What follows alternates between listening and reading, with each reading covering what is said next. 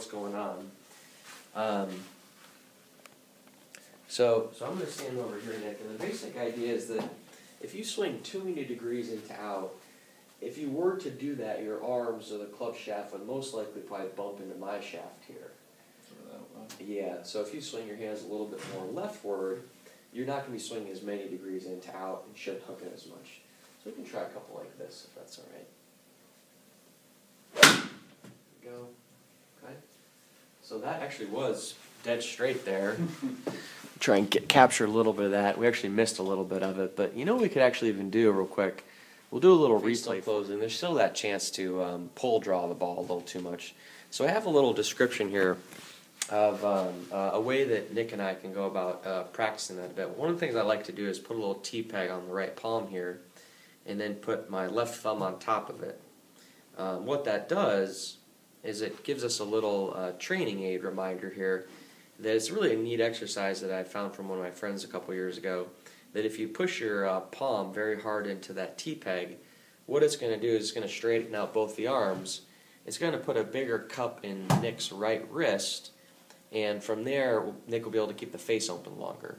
So we'll be able to hopefully help Nick take even straighter shots with less of the overdraws again. Okay. So Nick, would you mind trying this one here for a second? So the first thing you want to do is place this right about there.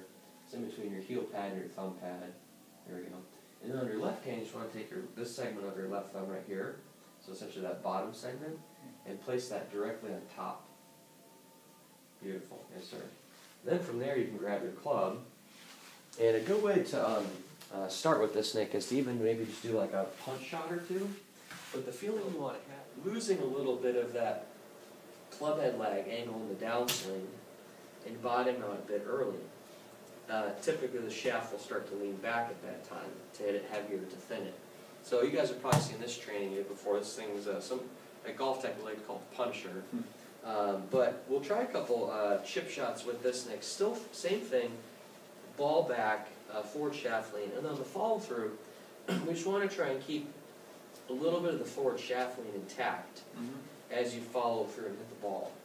So let's have you try a couple of those and then hand this thing over to you, this training aid here.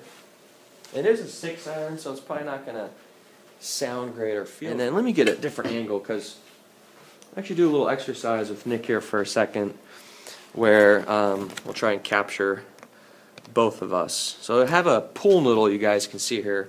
And so Nick, for this pool noodle, I'm going to stick this pool noodle essentially off to this side of your head here. And when you follow through, Nick, all I would say is if you could